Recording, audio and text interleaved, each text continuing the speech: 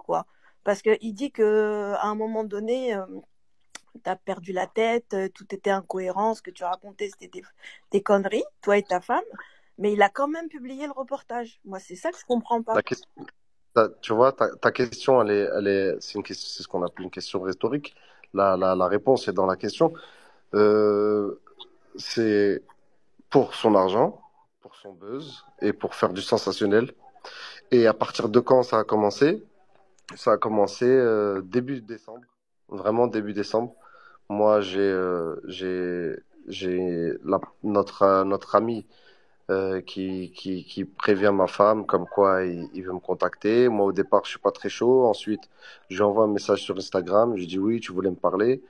Et ensuite, on échange. On échange. Je vous ai mis vous trouverez sur mon compte Twitter la première fois où il évoque Mhm, le nom de la sœur de l'autre mhm, artiste.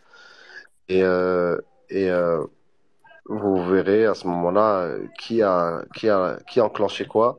Maintenant, quand je l'enregistre, il le sait pas. Euh, c'est euh, c'est lui qui a voulu faire ce reportage-là avec ouais, ouais, bien soi-disant sûr. des éléments bien solides. Il y a une forme de vérité dans ce qu'il dit. Il n'a pas prêché forcément que du faux pour avoir le vrai. Il a prêché une partie de vérité pour Mhm, avoir du vrai. Maintenant, il ne l'a pas évoqué dans son reportage. ouais. Voilà, c'est vraiment pour faire du sensationnel pour moi, c'est tout, hein.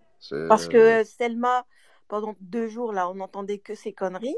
La vérité, c'est que ce qui s'est passé, c'est que une personne qui est censée être en prison pour escroquerie a fait du lavage de cerveau à toute une bande regroupée sur Space.